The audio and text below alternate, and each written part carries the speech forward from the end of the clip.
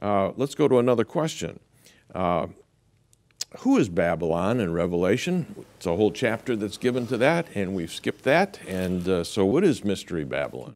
That's one area where we're going to disagree with each other, probably. That's what they want to hear. Many take it as literal Babylon, that Babylon will one day be rebuilt in the future, become the great commercial center of the world, become the headquarters of the Antichrist, and certainly ancient Babylon was a major evil city, etc.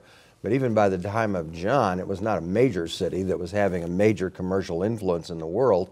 I think he uses Babylon as a code word for Rome in the book of Revelation, because he says it's the city that sits on 7 hills, and it's the city that rules over the whole world. Rome was a city that literally ruled over the whole world at that time. If you were a Roman citizen, you were considered a citizen of the city of Rome, not the empire.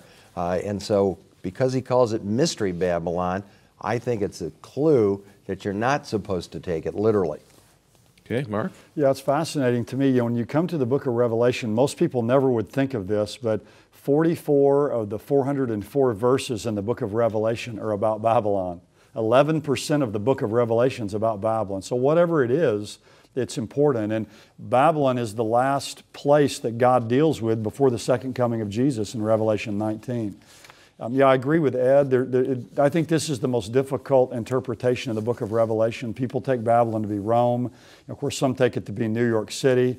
Preterists take it to be Jerusalem. I take it in a more literal sense to be a literal Babylon that's going to be rebuilt. The word Babylon, Babylonia, is referred to about 300 times in the Bible. It's always literal, except there is one place in 1 Peter 5:13 where Babylon does seem to be used there for the city of Rome. But, you know, to me, I think the most important thing is we see everything really come full circle. Right in the beginning, after the flood, everyone was gathered at Babylon. The city was built there by Nimrod, and really the whole world was under his control.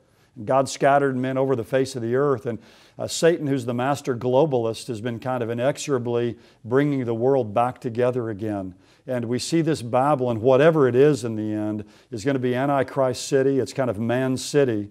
And it's going to be the final place that God destroys before the Lord Jesus comes back. And I think the main message is, when you read those chapters, Babylon is a place of materialism and sensuality and opposition to God. The main message, whatever place we identify Babylon as particularly, it's something you don't want to be identified with. Mm-hmm. And whatever Babylon is all about, we want to be the opposite of that in our lives.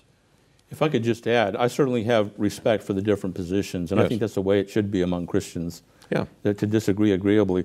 I agree with Mark that it's going to be a literal city, and it will be Mystery Babylon, but all that means is that there's going to be something new about it that's not been true before. And the way that I personally take it is it's related to the Antichrist controlling the world economy. Nobody will be able to buy or sell. And when you look at the destruction of Babylon, really the greatest grief is experienced by the world's merchants and businessmen who look at it being destroyed and say, wow, our wealth is ruined. I mean, we've got nothing left. So it seems to me that it's going to be the capital of commerce in the end times. And everything revolves around that capital of commerce. And everything about buying and selling throughout the world is centered right there at this economic center in Babylon. And so I think it is literal Babylon, but I think it's going to be different in that way. It's going to be an economic center in the end times. You think it'll be a place that the Antichrist parks it for a while? I think he will. Mm-hmm. I think he will. There have been other people who have speculated that perhaps one reason why he goes to Babylon may be related to oil. It is suggested by some that the one thing that the military machines of the world require is oil. And so what better way to control the world's oil than to move to Babylon for a time? Some have also suggested that this may be a motivation for the kings of the East, moving towards the Middle East because their military machine doesn't want to have to depend on anybody else for oil. Now that's just one suggestion of many that people have come up with. Yeah, I think it's a viable possibility. Yeah, the oil suggestion is, I think, a very good suggestion about how this might come to pass. One of our challenges is we're trying to read the future in the Bible through the eyes of the present. The challenge for me is, if I really hold to the imminent coming of Christ in the rapture, I don't see anything imminent right now about Iraq. Babylon is 50 miles from Baghdad. It's in ruins today. It's not the commercial economic center of the world. It's not a city that if it were destroyed, that the merchants would be weeping in boats offshore. That's what you have in Revelation 17 and 18 with the destruction of Babylon. For me, I just don't see how it fits with a city in the Middle East, right in the middle of the Islamic Sea.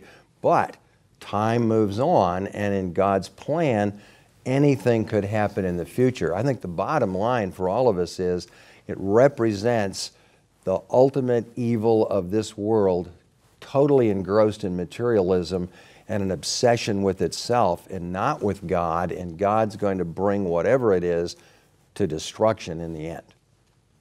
Yeah, I agree with that, Ed. I think that even now, as we look at the Middle East, we see so many changes taking place with the eruption of different terrorist groups that are taking over. So I think personally that God is actually shaping things to where they need to be during the tribulation period. So to me, it's not unexpected that we're seeing all kinds of changes take place in the Middle East right now.